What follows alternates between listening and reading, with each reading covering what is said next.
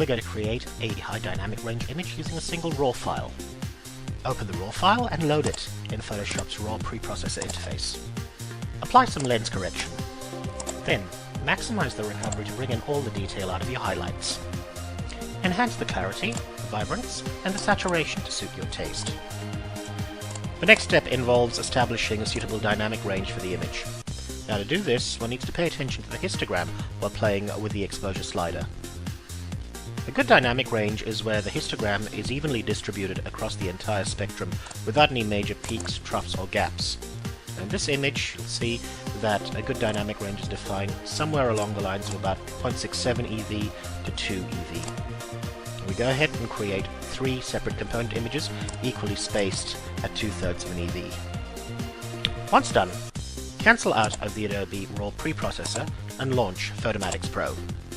Now we're going to go ahead and load the 3 created component images into Photomatix Pro. You're going to need to specify their spacing, in this case 2/3 of an EV. Hit OK, and allow Photomatix to go ahead and do its default settings to create an initial HDR image. Photomatix will present an initial HDR image. Here's where one needs to tweak things a little.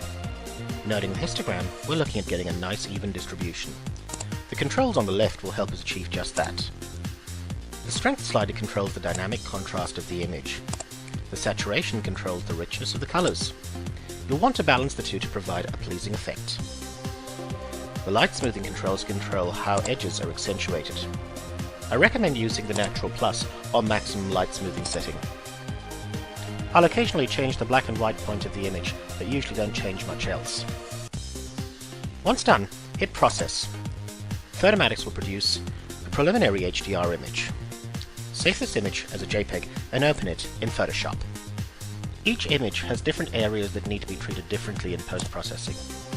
To do this, we're going to take advantage of Photoshop's capability to manage layers.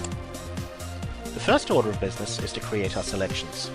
This image has 3 distinct sections: the sky, which is formed predominantly of highlights, the foreground of the exterior, which is mostly midtones, and the frame of the window and the walls, which is a combination of midtones and shadows. To create layers, our first order of business is to create selections for each of these regions. In this image, this can be done using the humble Quick Select tool, and then saving each selection to be recalled when creating the layers. Once the key selections have been saved, it's time to create our layers. The easiest way to do this is by loading the selection onto the background, applying some feathering, about 3 pixels or so, using the Ctrl-Shift F6 combination on a PC, and then copying and pasting the content into another layer. Once all the layers have been created, it's important to stack them in the logical order. It's worthwhile naming them to provide some context further into the workflow. We're now at a point where we're ready to treat each layer with some post-processing. We'll start with the layer for the sky. Selecting the layer to make it active, we're going to use a plugin called Topaz Adjust to provide some structure to the sky. Once done, we're going to use another plugin called Nik Color Efex to add some polarization to the sky and give it some more saturation to the blue hues. When finished, we're going to be left with 2 layers for the sky, which we'll link by selecting them both and right-clicking them in Photoshop and selecting Linked Layers from the menu. Occasionally, dust from the camera sensor or the lens will show up. In this case, we can clone it out using the Clone tool. Similarly, we'll address each layer. When using Nik Color Efex for midtone and shadow-rich regions, I recommend using the Pro Contrast feature in Nik Color Efex. This enhances the dynamic range of the image. Once done, it's finally time to save the image. We're first going to save the image as a Photoshop document or PSD file. This is to retain all the information on the separate layers. We're now into the stage of finishing the image. The first order of business is to flatten the image. We then crop the image to make it aesthetically pleasing. In this particular image, the frame for the window forms an integral part of the image. I've chosen to crop this image symmetrically around the axis centered at the center of the window. I also take note of the dimensions of the image. While not mandatory, I personally resize my images along the golden ratio. That's 1.618. This is to create an illusion of a slightly more aesthetically pleasing image. I also recommend applying a little bit of vignetting, about 10% to draw the viewer to the center of the image where we want their attention to be focused. I do this using Nik Color Efex.